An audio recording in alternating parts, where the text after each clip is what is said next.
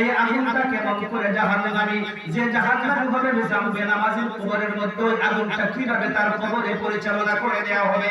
আমার নবীজি ব্যাখ্যা করে বলেন, আমার উম্মতেরা, যেই সুস্থ সবল মানুষ তার পায়ের তালু থেকে মাথার তালু পর্যন্ত আগুনে জ্বলতে থাকবে, পায়ের তালু থেকে শুরু করে যখন জ্বলতে মাথার মধ্যে চলে যাবে, আবার ওই মানুষটা পূর্ণভাবে সুস্থ হয়ে যাবে।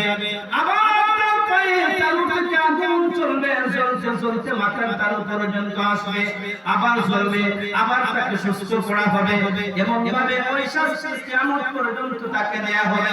আমার বাবাজিরা, দুনিয়ার একটা মানুষ যদি থাকে, দুনিয়ার কোন আইনে তাকে গ্রেফতার করা হয় 3 দিন 5 দিনের শাস্তি রিমান্ড আছে, ঠিক কি না বলে? একটা সময় সীমা থাকে, কিন্তু জাহান্নামীদেরকে বেনামাজের কবরের মধ্যে শাস্তি থাকবে, কিয়ামত পর্যন্ত থাকবে ওই আগুন, কিয়ামত পর্যন্ত তাকে ওই শাস্তি দেয়া হবে।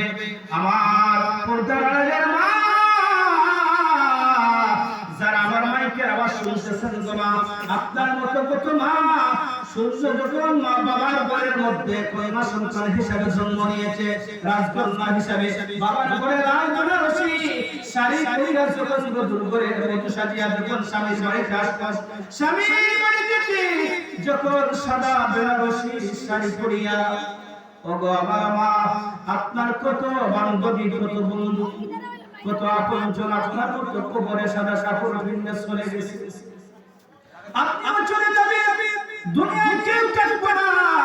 এজন্য প্রাণের স্বামীকে নামাজি বানান, সন্তানকে নামাজি বানান, মেয়েকে নামাজি বানান, ভালো কাজের আদেশ দেন, দিনদার সন্তানকে বলবো মা, আপনি কবরে গেলে শান্তি পাবেন। ময়দানে মাহশর যেই সন্তান